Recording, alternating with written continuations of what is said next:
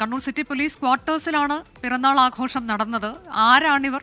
ഇവരെങ്ങനെയാണ് അവിടെ കയറിപ്പറ്റി ആഘോഷം നടത്തിയത്? കൂടുതൽ കാര്യങ്ങളൊക്കെ നമുക്ക് അറിയാൻ കഴിഞ്ഞിട്ടുണ്ടോ?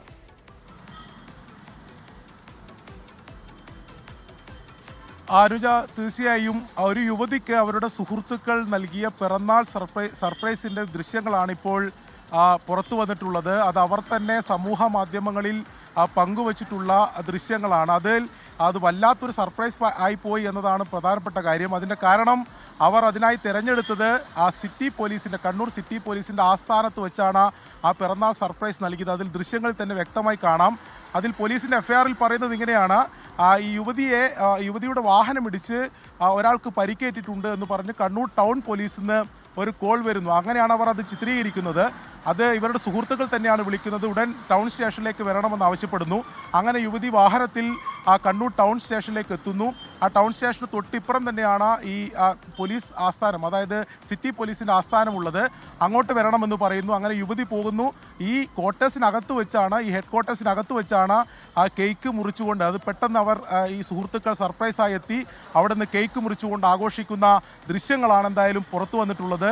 ആ ദൃശ്യങ്ങളിൽ തന്നെ കാണാം ഈ ഹെഡ് ക്വാർട്ടേഴ്സിൻ്റെ അകത്തുണ്ടായിരുന്ന ഈ ബോംബ് സ്ക്വാഡിൻ്റെ വാഹനത്തിന് മുന്നിൽ വെച്ചൊക്കെയാണ് ആഘോഷം നടക്കുന്നത്. അതോടൊപ്പം പോലീസ് ക്യാൻറ്റീൻ ഉൾപ്പെടെ ആ ദൃശ്യങ്ങളിൽ നമുക്ക് കാണാം. ഞാനിപ്പോൾ ഉള്ളത് ഈ യുവതി ഉൾപ്പെടെ ഈ പിറന്നാൾ ആഘോഷിച്ചിട്ടുള്ള ഈ സിറ്റി പോലീസിൻ്റെ ആസ്ഥാനത്തിന് മുന്നിലാണ്, ആ ഓഫീസിന് മുന്നിലാണ് നമ്മൾ ഉൾപ്പെടുന്നത്. ഇവിടെ ഈ കടന്നാണ് ഈ യുവതി യുവാക്കൾ ഈ പോലീസിൻ്റെ ആസ്ഥാനത്തേക്ക് കടന്നത്. നമ്മൾ ദൃശ്യങ്ങൾ കാണുന്ന ഈ പ്രദേശത്ത് വെച്ചാണ്, ഈ സ്ഥലത്ത് വെച്ചാണ് ഇത്തരം ആഘോഷങ്ങൾ നടന്നത്.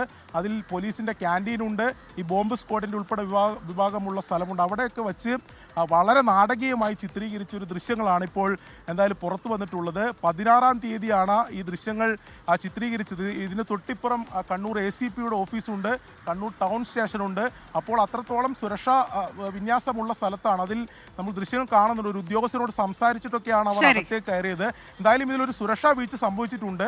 കുറച്ചധികം സമയം ഇവർ ഇതിനകത്ത് ചെലവഴിച്ചിട്ടുണ്ട്. അപ്പോൾ ഇത് ആരുടെയും ശ്രദ്ധയിൽപ്പെട്ടിട്ടില്ല എന്നൊരു ചോദ്യം കൂടി ഉയരുന്നുണ്ട്. എന്തായാലും ഇവർ കണ്ടാൽ അറിയുന്ന 5 പേർക്കെതിരെ, ഈ ദൃശ്യങ്ങൾ സമൂഹ മാധ്യമങ്ങളിൽ പ്രചരിപ്പിച്ചവർക്കെതിരെ കേസെടുത്തിട്ടുണ്ട്.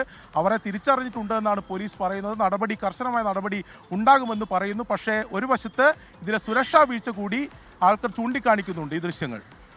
ലോകത്തെവിടെയായാലും ഏത് സമയത്തും 24 വാർത്തകളും ഓഗ്മെന്റഡ് റിയാലിറ്റി പാക്കേജുകളും എക്സ്പ്ലെയിനറുകളും വിശദമായി കാണാൻ ഞങ്ങളുടെ യൂട്യൂബ് ചാനൽ നിങ്ങൾക്ക് സബ്സ്ക്രൈബ് ചെയ്യാം.